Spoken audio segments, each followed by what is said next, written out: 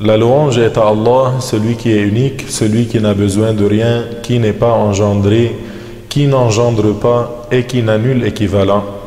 Je loue Allah Ta'ala et je l'implore de me guider sur le chemin de droiture. Je recherche son pardon et je me répands à lui. Je recherche la préservation de Allah contre le mal de mon âme et de mes mauvais actes. Le bien guidé est celui que Allah guide et nul ne peut guider celui que Allah égare.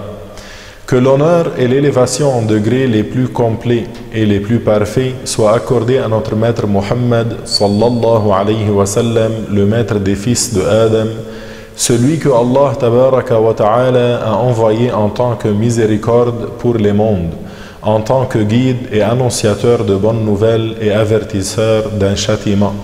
Le prophète qui est comme une lumière éclatante et une lune éclairante a appelé à la religion agréée par Allah.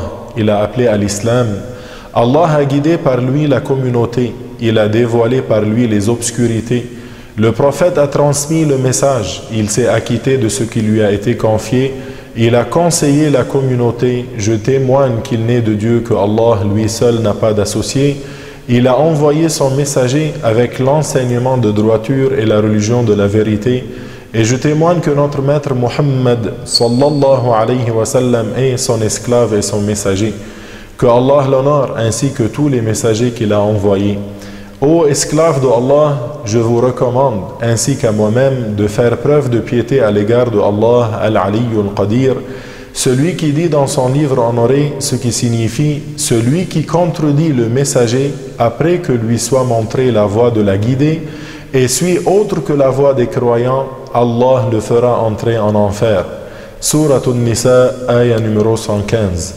Mes frères et sœurs de foi, cette ayah honorée est une preuve que celui qui veut être sauvé doit s'attacher à la voie des croyants, c'est-à-dire à ceux sur quoi sont unanimes les savants des musulmans, et que celui qui s'est détourné de cela, sa rétribution sera l'enfer, et quelle mauvaise finalité.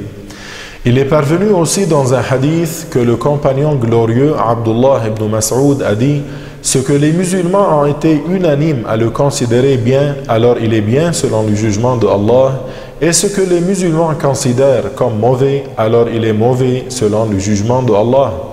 Et parmi l'ensemble des choses que la communauté considère comme bonnes et que la communauté a été unanime à considérer comme étant une chose que la religion incite à faire, il y a les festivités à l'occasion de la commémoration de la naissance du prophète.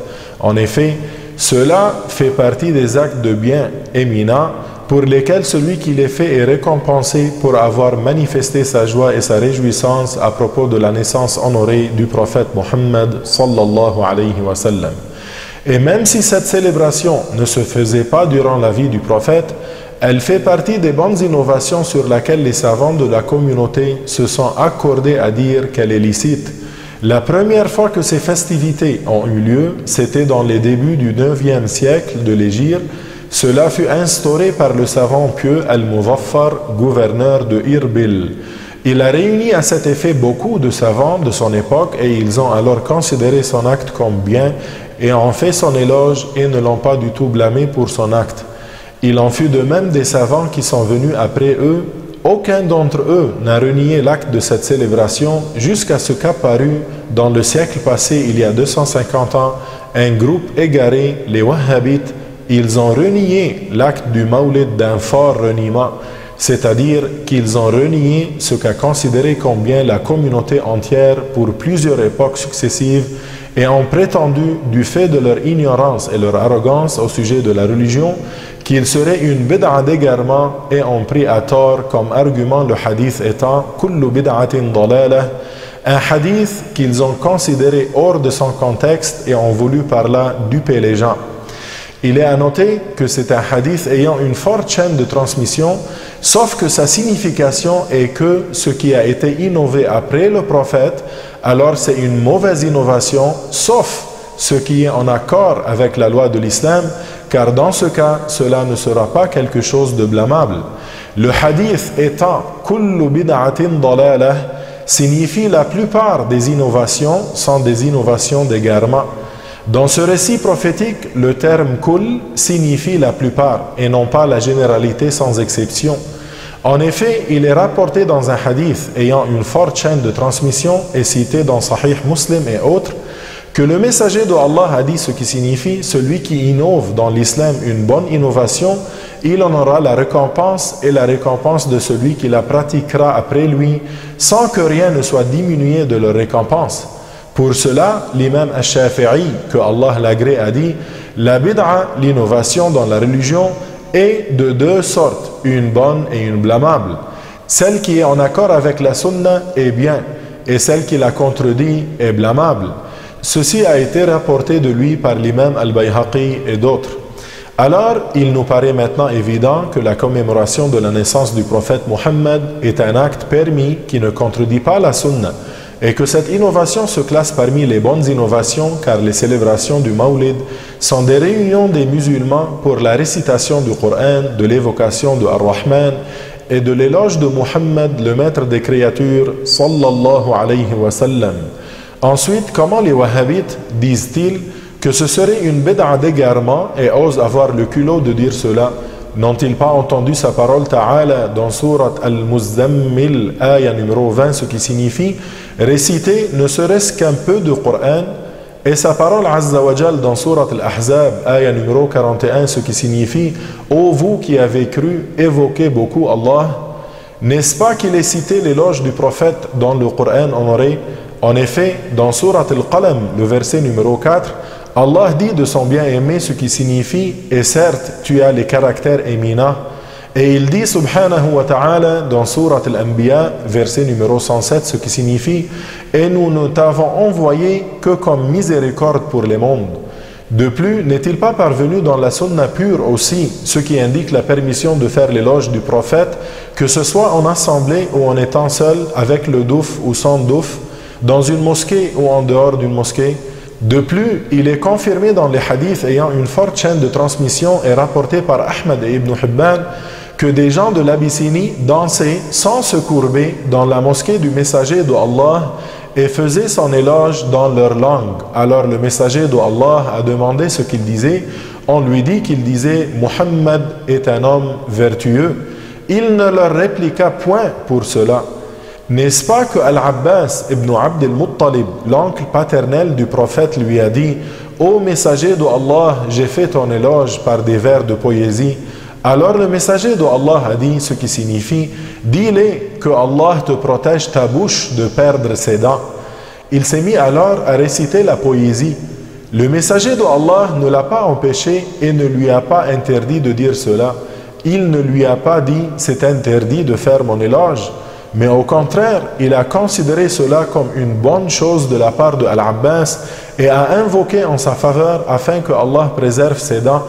Allah les lui a donc protégés par les bénédictions de l'invocation du prophète éminent, puisque l'Abbas décéda à l'âge de 88 ans en n'ayant perdu aucune dent ni molaire de sa bouche. Écoutez aussi, mes frères et sœurs de foi, ce que le Hafiz al-Suyuti a dit lorsqu'il fut interrogé au sujet du Mawlid honoré, dans la lettre qu'il nomma la bonne visée dans l'acte du Mawlid.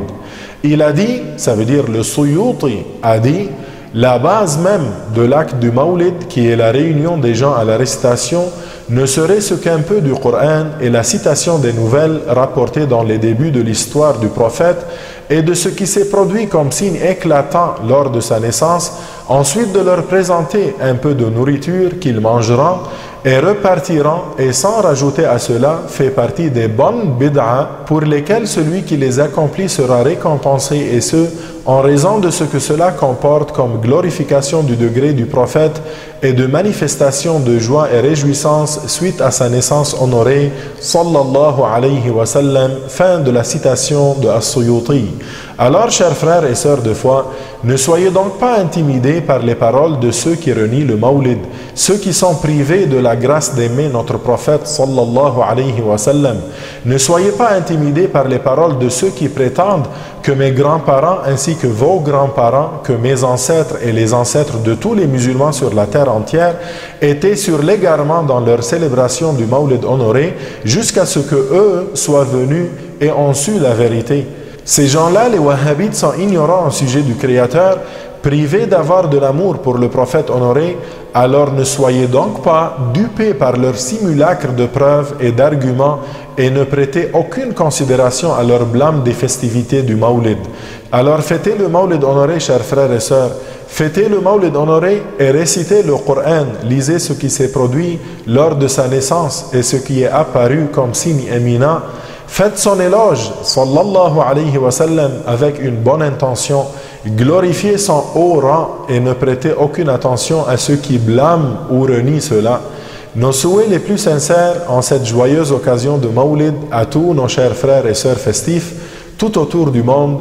Je finis en demandant à Allah Ta'ala qu'il nous pardonne, qu'il nous accorde sa miséricorde et ses bénédictions et qu'il nous donne la bonne santé et la tranquillité de l'âme. Kullu amin wa antum bi khayr, et à très bientôt.